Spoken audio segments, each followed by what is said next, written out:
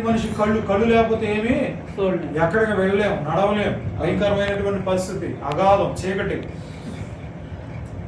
కనుక ఈ కళ్ళు దీన్ని చూచిన దాన్ని బట్టి నోరు మాట్లాడుతుంది. పాస్టర్ గారు చెప్పినట్లు నోరు మాట్లాడుతుంది. నోరు మాట్లాడుతున్నట్లుగా మన అవయవాలు అన్ని మెయిన్ దేని మీద అంటే కనుదృష్టి మీద. ఆ కనుదృష్టితోనే మనం ఏదైనా చేయగలం, ఏ పనైనా చేయగలం. ప్రపంచంలో పెద్ద పెద్ద పనులు జరుగుతాయి, ప్రాజెక్టులు వర్కులు జరుగుతున్నాయి.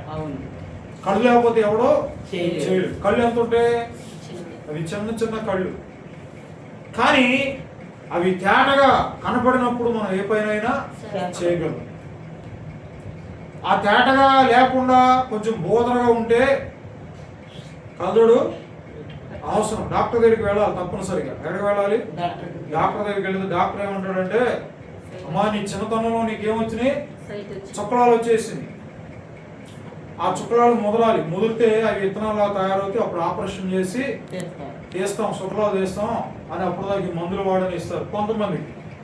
కొంతమందికి ఆపరేషన్ చేస్తే ముందుగా చిన్న డ్రాప్స్ వేస్తారు, లేకపోతే ఇంజెక్షన్ చేసి వాళ్ళు చేస్తే కనుగుడు దుడ్డు ఏమవుతుందంటే పెద్దదైపోతే బయటకు వచ్చి దాని మీద చక్కగా ఆపరేషన్ చేయడానికి నల్ల పొర మీద ఏ ప్రాబ్లమ్స్ ఉన్నాయో, సార్లు ఉన్నాయో, మచ్చలు ఉన్నాయో,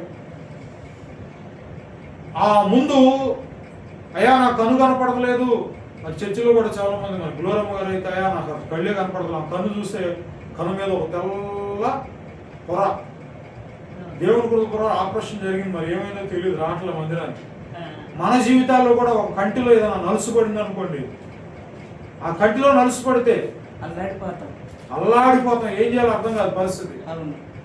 కొంతమందికి భయం, అమ్మో ఏమైనా అయిపోతాం, గుడ్డోని అయిపోతానేమో. ఏమండి? కనుక మరి లోకంలో చాలా మంది గుడ్డోళ్ళని చూస్తాం. దేవుడు వారి ద్వారా గొప్ప కార్యాలు జరిగిస్తున్నాడు. వాళ్ళు కళ్ళు లేకపోయినా వాక్యాలు చెప్తారు, కళ్ళు లేకపోయినా పాటలు చక్కగా ఉండవల్ సెంటర్లో మరి ఒక కచేరీలా పెట్టి వాళ్ళు చక్కగా పాడుతూ ఉంటారు. ఎవరు వచ్చి చేస్తున్నారో ఎన్నిగా వాళ్ళు చేయాల్సినటువంటి. అందుకనే రెండు కళ్ళు కలిగి పరలోకానికి వెళ్ళటం కంటే ఒంటి కన్ను కలిగి ఉండటం మేలు. మా ఇంటి దగ్గర ఒక ఆమె ఉంది, ఆమెకు ఒక కన్ను లేదు. ఏంటంటే కన్నులో ఏదో నలగపడితే నలిపేసింది. కన్ను ఏమైపోయింది? పోయింది.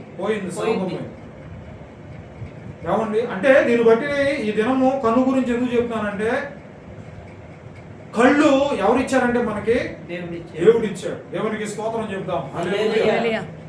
ప్రతి అవయవాన్ని, మన యొక్క ఈ శరీరం యొక్క భాగాలన్నిటినీ, ఈ శరీరాన్ని మొత్తాన్ని ఆయన ఒక మట్టిని తీసుకొని మట్టిని పిసికి ఆ మంటిలో జీవవాయువుగా నరుడు ఏమయ్యాడట? నరుడు యొక్క నాసికారంధ్రంలో దేవుడు జీవవాయువుగా నరుడు ఈ జీవాత్మైనటువంటి మానవుడు ఏమండి? ఆ ఏదైనా ప్రతి సాయంకాలం దేవుడు వచ్చి చక్కటి మరి దేవుని మాటలు